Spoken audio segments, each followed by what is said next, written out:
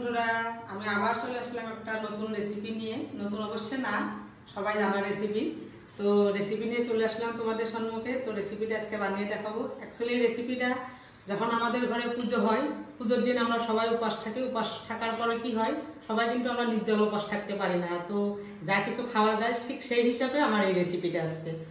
এই যে আমি এক বাটি সাবু ভিজিয়ে রেখেছি প্রায় 1 ঘন্টা মতো আগে।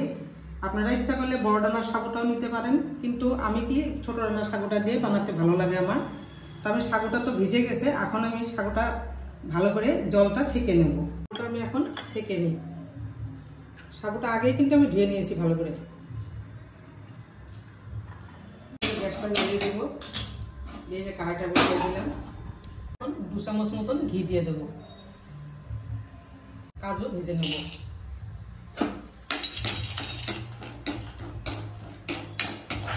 হয়ে গেছে, এখন আমি উঠিয়ে নেব।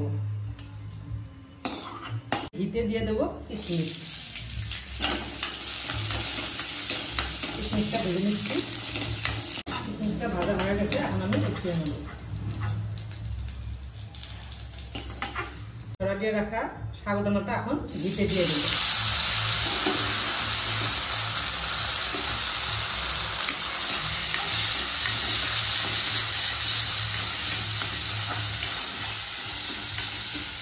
সাগুটা গরম ঘিতে দেওয়ার সঙ্গে সঙ্গে সাগুটাই চেঞ্জ হয়ে গেছে, দেখেন সুন্দর নরম নরম হয়ে গেছে। আমি এখন এখানে কাঁচা দুধ ঢেলে দেবো। দুধটাও ফুলিয়ে গেছে, সাবুদানাটাও ফুটছে। এখন আমি এখানে দিয়ে দেবো 2টো তেজপাতা, এলাচ দিয়ে দেবো। এলাচ দুটো আমি একটু থেতো করে নেব। 1 বাটি মতো সাগু নিয়েছিলাম, ঠিক 1 বাটি মতো চিনি দিয়ে দিচ্ছি। এবার আমি এখানে দিয়ে দেবো কেশর ফ্লেভার। কেশর ফ্লেভার দেওয়ার কারণ কি, কালারটা কিন্তু খুব সুন্দর হবে। এই দেখুন বন্ধুরা, সাবুদানার পায়েসটা যখনই দেখবেন যে হয়ে উঠেছে, ঠিক তখনই যে দেখুন উপরে সাবুদানাটা বড় বড় মোটা হয়ে ভেসে উঠবে আর ট্রান্সপারেন্ট হয়ে যাবে। তো ভাববেন যে তখন হয়ে গেছে বলে। রাখা কাজুটা এখন দিয়ে দেবো। কাজু রাখা কিশমিশগুলি এখন দিয়ে দেবো। আমার সাবুদানার পায়েস।